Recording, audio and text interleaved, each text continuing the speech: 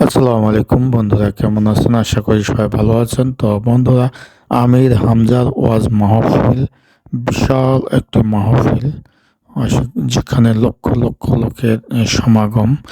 এটি হচ্ছে রংপুরের সূত্রাপুর ঈদগাহ মাঠ।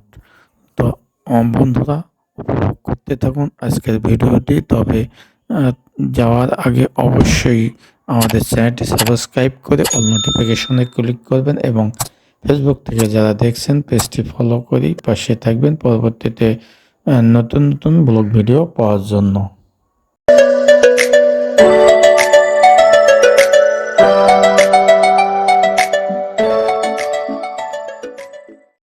সাময়িক বিজয় যে দিয়েছেন, এই বিজয়কে যদি পরিপূর্ণ বিজয়ে পরিণত করতে হয় তাহলে অবশ্যই আমাদেরকে এখন থেকে প্রস্তুতি নিতে হবে। আল্লাহ আমাদের সকলকে সেই প্রস্তুতি নেওয়ার তৌফিক দান করুন, আমিন।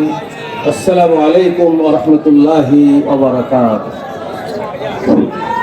সম্মানিত মুসলিম তৌহিদি জনতা, দারুল ওয়াকিফ মাদ্রাসার অষ্টম প্রতিষ্ঠা বার্ষিকী উপলক্ষে আজকের ঐতিহাসিক তাফসীরুল কুরআন মাহফিলের এতক্ষণ ধরে আপনাদের সামনে গুরুত্বপূর্ণ তাফসীর পেশ করলেন ডক্টর মাওলানা হাবিবুর রহমান।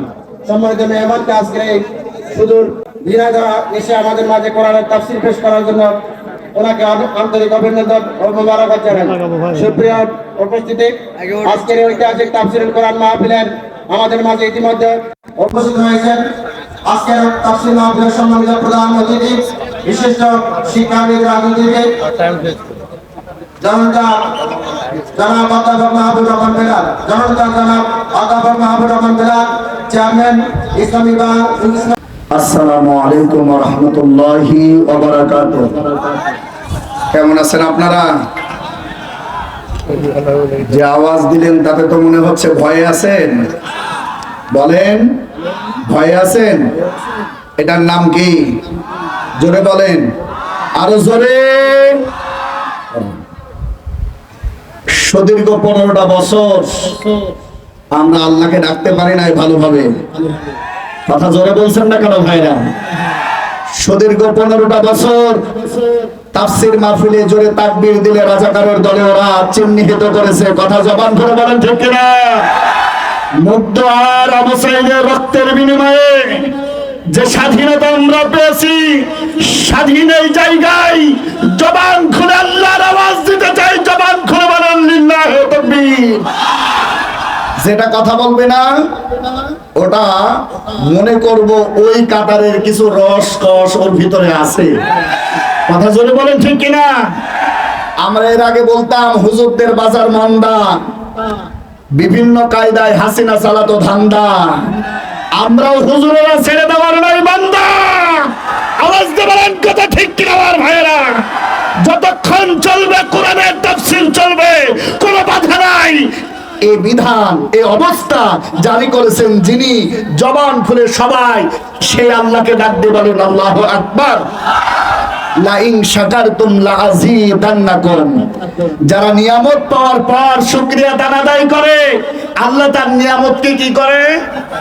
বলেন বলেন বলেন বলেন। অথচ আমরা এই আয়াতকে জানতাম সুবহানাল্লাহ মানে আরো লাগবে, আলহামদুলিল্লাহ মানে আর দরকার নাই। অথচ এর ব্যাখ্যা বিভিন্ন কায়দায় চলতো।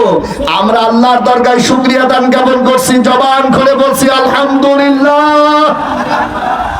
আলহামদুলিল্লাহ কোরআন ডাক দেয়, ও রংপুরের ভাইরা, তোমরা কি মাঠে নামতে প্রস্তুত আছো? দেখতে চাই কারা কারা, দেখি আর একবার দেখায় দাও। লিল্লাহি তাকবীর।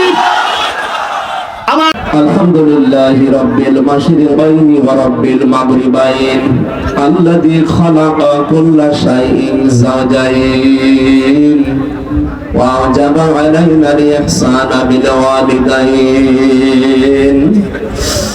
ওয়া নাশহাদু আল লা ইলাহা ইল্লাল্লাহু ওয়াহদাহু লা শারীকা লাহু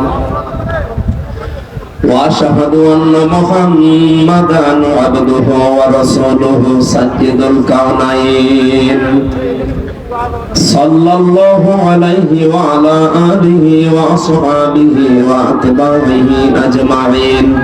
পয়েন্ট লিখে লিখে ওরা ওই দেশের কাছে নালিশ দিয়েছে। তা আমি কাফেরকে কাফের বলেছি, এটা তো আমি বানিয়ে বলেছি নাকি? ঈমান ভাঙার যে 10টা কারণ আছে, এখানে আমার মনে হয় যত মানুষ আছে অধিকাংশ মানুষই জানে না।